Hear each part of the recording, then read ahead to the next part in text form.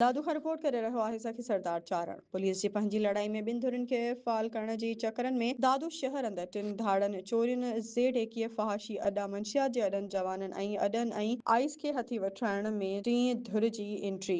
टीं धुर सभु खदरा हथ में खणण जी कोशिश बि जारी आहे। ॿिनि धुरनि खे फ़ाल करण में टीं धुर जा नह चोटी जा ज़ोर। ॿिनि धुरनि में टीं धुर जी मुदाख़लत ते पंहिंजे बास अॻियां शिकायत या टीं धुर कम करे या असां ॿिनि धुरनि खे कम करण ॾिनो वञे। टीं धुर पंहिंजा मनपसंद लॻाइण लाइ ॿिनि धुरनि में सख़्त कावड़ जी लहर। ॿिनि धुरनि पंहिंजे बास अॻियां एहतजाज कयो त या त टीं धुर खे मुक़रर कयो या असांखे दादू मां रिलीव कयो वञे। ज़रिया ॿिनि धुरनि में मायूसी समेत ख़ामोशी इख्तियार करे छॾी। ज़रिया पुलिस जी पंहिंजी हलंदड़ सर्द जंग में सिविल सोसाइटी ऐं शहरियुनि वॾो ताव पखिड़िजी वियो। दादू जे सियासी समाजी वापारी दुकानदारनि शहरी हलकनि पुलिस जी पंहिंजी हलंदड़ सर्द जंग में अवाम कहिड़ो ॾोहो कयो। टीं धुर मुदाख़लतूं बंदि करे सभु को पंहिंजे हिसे जो हक़ कम अवाम जे जान माल जी हिफ़ाज़त सभिनी ते आहे।